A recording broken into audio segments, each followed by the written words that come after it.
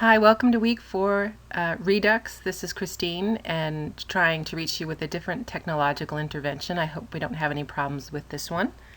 I'm speaking to you from my house in Lowell. And I wanted to start with just a step backward based on some questions that you've posed to Robert. I think some very good questions that get to the heart of public history. And I think if you're working in the public history field or if you're going into academia and thinking about who you'll teach and the market for your books, why history matters is a central question. And why Reconstruction might be relevant to us today is also probably a central question, especially if you're dealing with audiences, a public audience. So the Park Service has been really grappling with this question, as have many public historians, for more than a decade. The Park Service uses the terminology relevance, why people should care about the past. And in a recent report from 2011, the Organization of American Historian started to examine some of the Park Service's challenges with connecting with diverse audiences. And there's another campaign that I wanted to point you towards called the History Relevance Campaign. And their manifesto, I don't think they call it that. I think they just call it the sort of talking points that they ask people to subscribe to, is here on the right. And I think that this group of historians poses some very real challenges to historians, but also underscores how important history is to building and flexing critical capacities or thinking skills, which in turn, far from just an academic exercise, hopefully create engaged citizens who can think about the past, bring history into discussions of contemporary issues, and tap multiple perspectives, as well as understand the complexities of human choice and contingency. And I very much subscribe to this. I just wanted to put that out there, mostly to talk about how a lot of us in public history often start with the present and the concerns or preoccupations of our contemporary audiences and work backwards. Now, there are some drawbacks to that kind of presentism, but I think you all know, as historians, you always bring your own subject position, your own perspective to the past and the questions that you ask. And so I think that becomes critical, as you've been seeing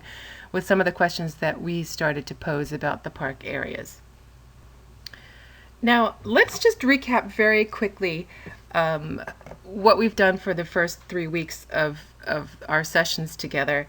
And we've covered mostly the ground of collective memory, but we've also started to dip into the reform commitments of New Englanders after emancipation. Of course, there's Laura Town.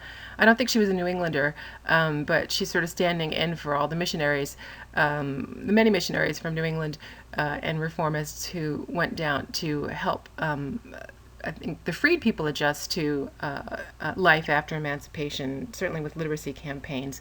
And we really started to probe the relationship between remembering and forgetting, and also the relationship between the Civil War and the National Centennial. You know, there's always that adage, generals are always fighting the last war, or certainly one at a safer distance and rather than what's in front of them. And so I think thinking about National Centennial is not only just a sort of fortuitous chronological coincidence, but how perhaps the American Revolution provided a more usable past for creating a national identity during this time of turmoil and reconciliation. And we started to look at who occupies the landscape of memory, particularly in Concord. And on the left is Nathaniel Hawthorne, who, of course, had it easy in some ways. He died in 1864, so he didn't have to unravel the mess of the United States and reconciliation after emancipation. But also started to look at some of his controversial views, his disavowal of abolition based on racial fears and prejudices, and what his friends, colleagues, and admirers did with his memory in the decades following his death and the death of slavery. There's also Franklin Sanborn in the bottom right-hand corner, a local hero, of course, who was one of the Secret Six, and the crowds that intervened when federal marshals attempted to bring him in for questioning following John Brown's execution. But his own post-war reform commitments were largely not with freed people. A lot of prison reform, and it is not really clear, at least in the commemorative landscape, why the people of Concord may not have been as keen to serve the interests of the freed people after the war as they were ostensibly before the war in their abolitionist commitments. And we'll talk a little bit about that when you take up Julie Roy Jeffrey's book in a couple of weeks.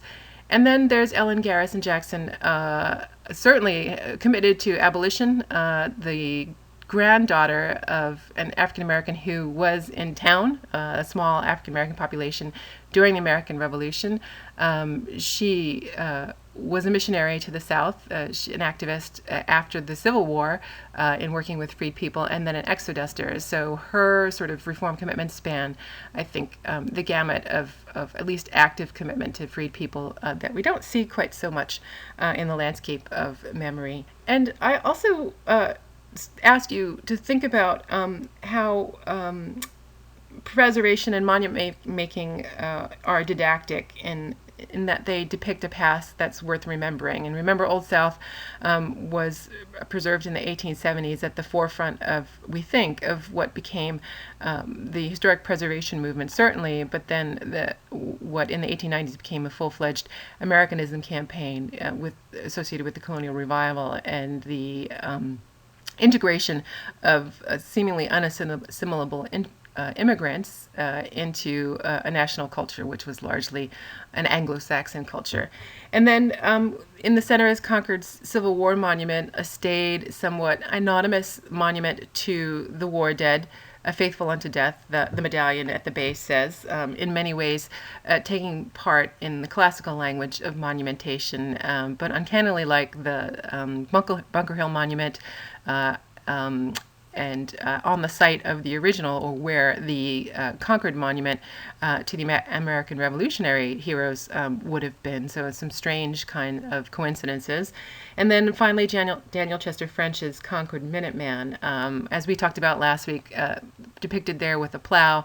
Of course, a citizen soldier, a monument not anonymous in some ways, although this common soldier, this citizen soldier, stands in for every man, and this every man is curiously a representative of the colonial past, the American Rev past, maybe at a safer distance, and also noticeably white. So that tells you a lot, I think, or I'd be interested to know what it tells you about how Concord was dealing with the period of Reconstruction and what values came to the forefront. Now, we didn't get to cover St. Gaudens, but I did want to talk about this because I think we can look very briefly at St. Gaudens sculpture, and I can't remember, maybe it was Jessica who's going to take this up in her research. But what can public sculpture tell us about collective desires to remember and forget? What other uses does art have? And St. Gaudens is an interesting challenge.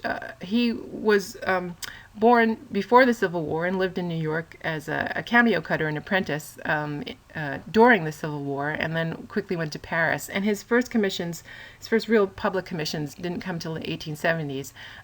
After the Civil War, and the three pieces that I'm showing you here were commissioned after the traditional end of Reconstruction in 1877 with the withdrawal of federal troops from the occupied South. And there seems to be a little bit of a progression, but I think certainly different commemorative or impulses and languages or visual cues here. St. Gaudens is sort of lurking behind the enormous chair of Abraham Lincoln. Abraham Lincoln, the man, or as it's known, Standing Lincoln, was commissioned for a park in Chicago and completed in 1887.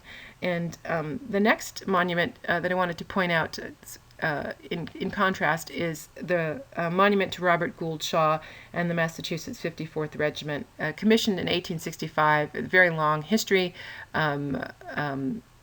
but not finished until 1897. St. Gaudens didn't even join the project until 1884, and that had a lot to do with disagreement over the design of the monument. The family of Shaw was very adamant that the U.S. colored troops be depicted with Shaw. He's still in the forefront, an equestrian officer, but there's quite a bit written about this monument, and we'll take it up a little bit later when we talk about Boston African American National Historic Site. But the last monument I wanted to point out was the commission that St. Gaudens completed in 1903, and this now stands outside of part of Grand Army Plaza outside of Central Park in New York City, and that's of Sherman. William Tecumseh Sherman, or Uncle Billy, as you learned, the Grand Army of the Republic called him. And here he's in full-fledged classical vocabulary, the military hero astride his war mount, and looks like the angel of victory, sort of facing forward to the future. Incidentally, this sculpture faces southwest. Now, I think that's probably a coincidence, but I think it also starts to engage with some of the themes that we want to talk about this week in Coltsville and Marsh Billings Rockefeller, which is that Reconstruction doesn't necessarily fit the easy binaries of north, south, and black, white. As you know, Sherman had another sort of very productive military career in the American West during the Indian Wars, and that really needs to be taken up, I think, in thinking about the period of Reconstruction. Now, let's move on to Coltsville. This park is a relatively new park, the product of quite a long time of and a lot of effort on the part of local advocates to create this park and preserve resources associated with Samuel Colt's precision manufacturing industry. The park actually was created in Hartford. You see the map of what's included within the boundary.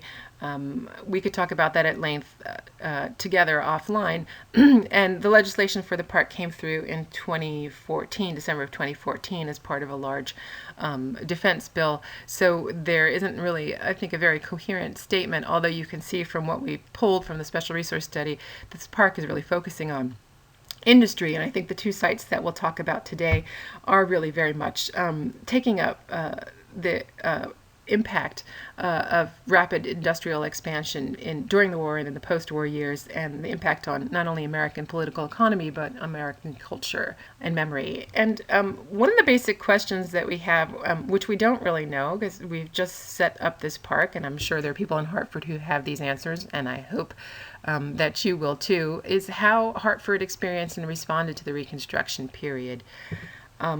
These are not, most of the questions that we pose to you are the things that arise in our minds when we think about Reconstruction, when we've read the works that you're reading and then try to match them with park sites. So I'm trying to tell you that there are no easy answers to this. These are not stump the chump kind of questions. These are what we're thinking about in terms of reflection, and hope that you can take these up and enlighten us.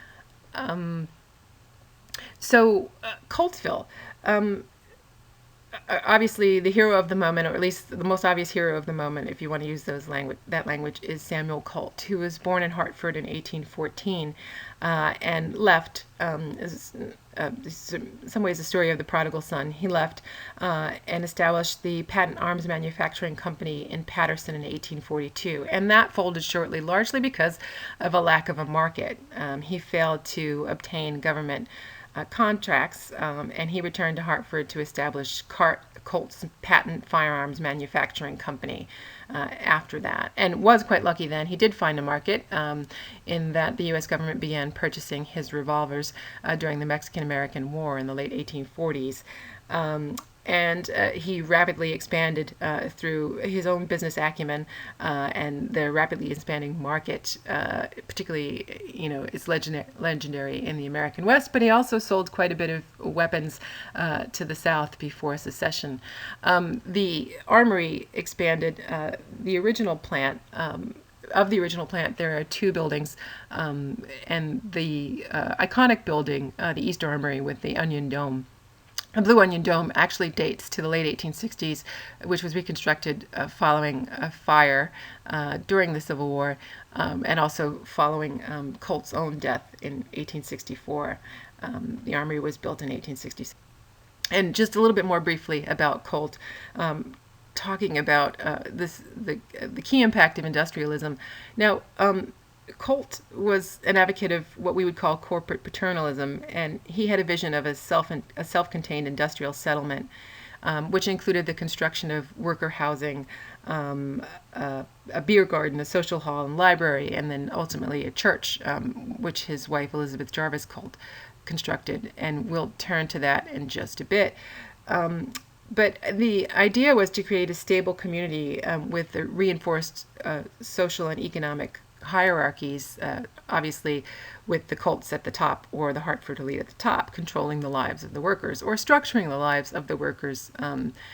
So in some ways you see this is a kind of early response to some of the threats of industrialization. Now, as I said, COLT died during the Civil War, and his wife, Elizabeth Jarvis COLT, inherited what we would call the controlling share or the ownership of the COLT manufacturer. And I'd like to talk a little bit about her. I know some of you are going to research Elizabeth Jarvis COLT, and we're really thrilled.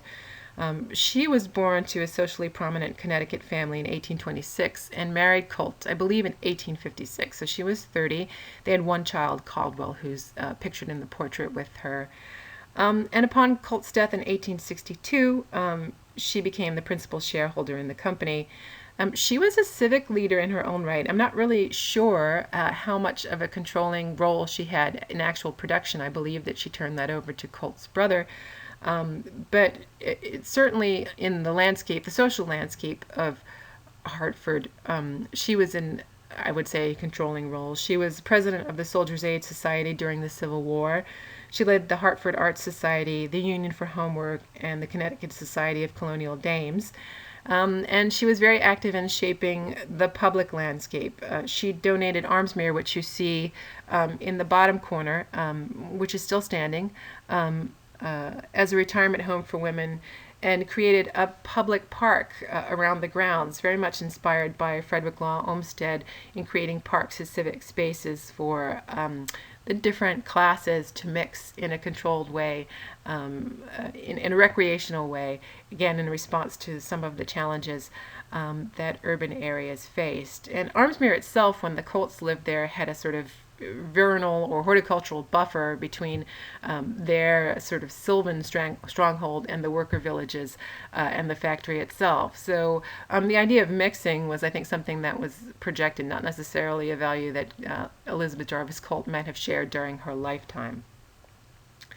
Now, I pose this question because we know what some of her reform commitments were, but not necessarily after the war what she thought about Reconstruction or what her cohort thought about Reconstruction. We do know that she knew Mark Twain and perhaps by extension Harriet Beecher Stowe, but not a whole lot about what her thinking was about the Reconstruction of the South, the freed people of the South, and the freed people and free people of color in Hartford in the years after the war. And I think some of you are going to turn to that question.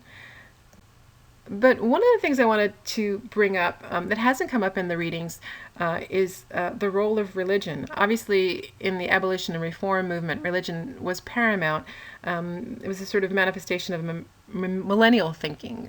This is thought of sort of realizing, I think, perfection, and slavery was definitely a mar, a black spot on the soul of the American nation. But what happens when you realize that goal? What happens after emancipation? Now, as I said, we don't really know right now, or haven't found research that tells us what Elizabeth COLT's thoughts were about emancipation. Certainly about religion, we know she had a deep commitment. And she constructed the Church of the Good Shepherd in 1869 following Samuel COLT's death as a tribute to him. We do know that this was another place, I think, of social mixing of sorts, and that the church attracted people from different communities within Hartford. I don't know if freed people actually, or free people of color actually attended here. That would be a curious question. And we know that COLT supported suffrage. So still not sure what her all of her reform commitments were, or her thoughts about the changes in the industrial economy and the social hierarchies, how they related. I did find it very curious when I visited the church that she had a stained glass window commissioned in which Samuel COLT was depicted as Joseph from the biblical tale, whose brothers sold him into slavery and he returned triumphant. Now, that might be a coincidence, but playing on the language of slavery and freedom, seems rather fascinating to me. Obviously, it might be that he is a prodigal son who returned with quite, now I'm mixing biblical parables, but in any case, returned to Hartford in wealth. But the language of slavery and emancipation certainly is attendant here in this visual cue, and might point towards how Elizabeth Jarvis COLT thought about emancipation and what happens after emancipation. Now, that was a rather quick treatment of Coltsville, and I think we need to move on to the next parks. But I wanted to talk next about Marsh Billings Rockefeller. Now, this park was created in the 1990s. It's in Woodstock, Vermont, and it centers on three people, as you can see in the purpose statement. George Perkins Marsh, who was a early environmentalist, Frederick Billings, an industrialist, railroad tycoon, and also a conservationist in his own right, and then Lawrence Rockefeller, whose wife inherited the property. So there's sort of a triumvirate of three men, and the park has been very careful also to highlight the work, the significance of Julia Billings, Frederick's wife, their daughter, and then Mary French Rockefeller, Lawrence Bellman's wife. And now the way that I've presented them, they're always ancillary. The women are ancillary to the men, but I think the park is trying to establish how important women's role was in the conservation movement here, especially at the park itself. Now, I'm not really going to talk very much about the women of the Marsh Billings Rockefeller property, their associations, and more about one man in particular. But I think the reason why we chose this park was, I think, to inquire about what some of the industrial commitments in New England might tell us about how New Englanders were thinking about Reconstruction. And again, sort of thinking about moving away from the dyad of North-South and bringing the West into it. And the notion of New Englanders moving out west and having their sort of perspective on national culture and the political economy shaped out there. And I think that's why Frederick Billings is particularly useful to our conversation. Billings was born in Vermont in 1823. He died in Vermont in 1890. And as one historian pointed out, he went west in 1849, and his 50-year career virtually spans the opening and closing of the trans-Mississippian western frontier. Billings amassed a fortune in California through legal work that specialized in contested land claims. And he came back to New England after the Civil War and married. But one of the things I wanted to talk about before we talk specifically about Marsh Billings Rockefeller is Billings was a leading figure in the second industrial revolution, the revolution after Lowell and the textile mills. What some historians call, particularly environmental historians, the Great Barbecue of the Gilded Age, which was a gigantic tidal wave of economic development and what Rob Dorman calls the national despoliation. Billings served as the president of the Northern Pacific Railroad in 1879 to 1881.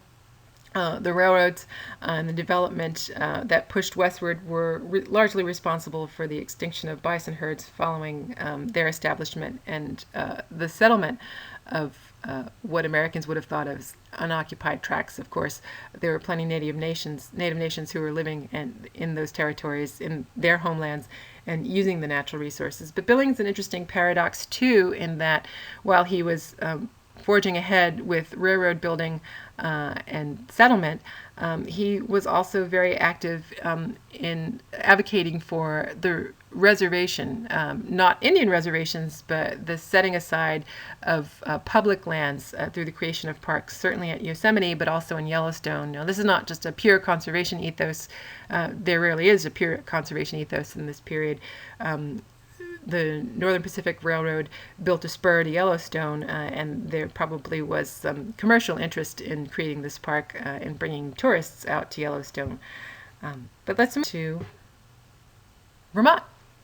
And as I said,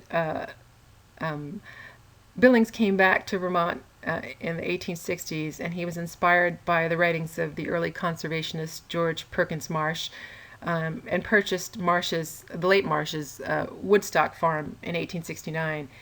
He began a program of renovation and restoration that combined his conservationist convictions with his industrial impulses to undertake scientific management of overgrazed and overforested farmlands. And so you see on the left side the sheep herds that aren't, I think, direct descendants of Billings' herds, but he also had a scientific herd of cattle, of prize-winning cattle, and on the right is the reforested plantation that Billings established with the help of a professional forester. And I bring these two up because I think in some ways Billings' scientific commitments point to some values also. We talked a little bit about religion that weren't necessarily highlighted in the literature, and that's this sort of concept of scientism. And not only the scientific thought, but the social and cultural ramifications of the post-war commitment to science. Now, Charles Darwin's Origin of the Species came out in 1859, and certainly the parlance of science was very current during the Reconstruction era, and it took on a curious sort of Darwinistic or Spencerian notion of social or evolution of the species, with the elevation of civilization over brute nature as a middle class value. And these notions of science and civilization informed many political commitments or reform movements, including Indian pacification,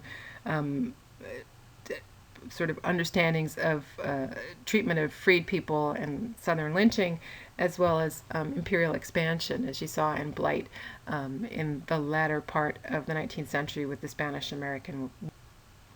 And Billings' conservation was private conservation, at least in Vermont. His work with the parks was a more activist conservation, which required government intervention. And so I wonder also, in thinking about this period and perhaps about the Billings estate, what you would make of that, what Billings' conservation convictions reveal about Republican commitments, not only to a free labor economy and the ideology of free labor, but as Richardson was saying, the growing suspicion of federal intervention, not only in the occupied South, but in some later work that she's done, the sort of challenge of thinking about the role of the government out west.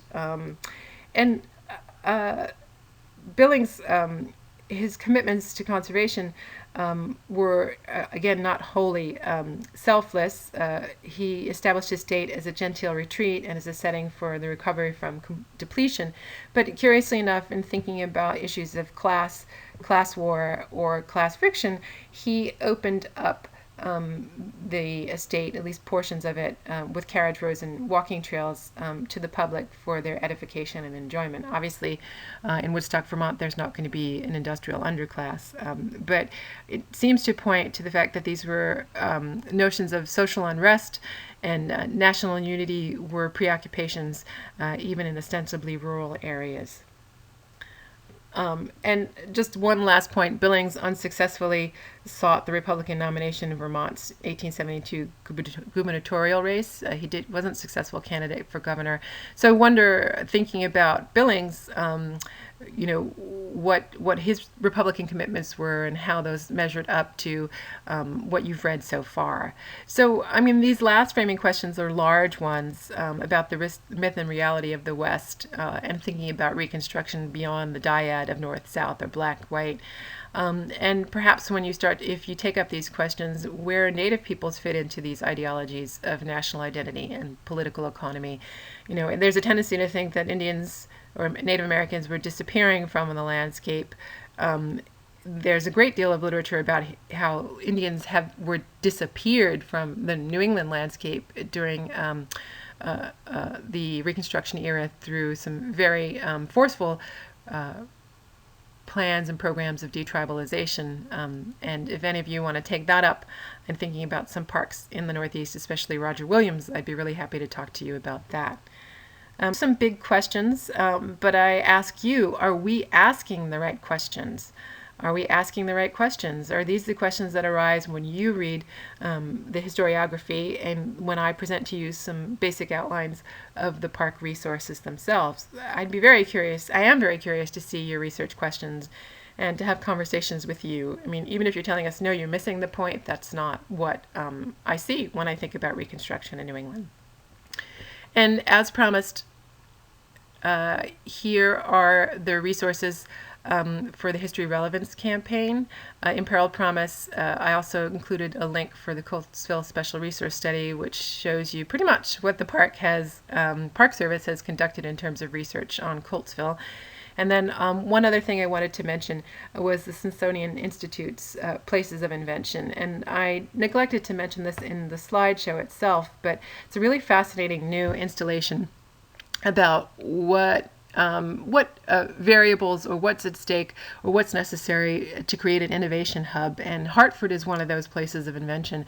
And the historian there had come up with these variables, and certainly at Hartford, it seems that obviously communication and transportation are crucial, as well as technology, but one of the variables that seemed to be key was government, the role of government in investment. And in Hartford, that had a lot to do with the relationship between Hartford and Springfield Armory in the whole Precision Valley, and what we would call now open sourcing, the government's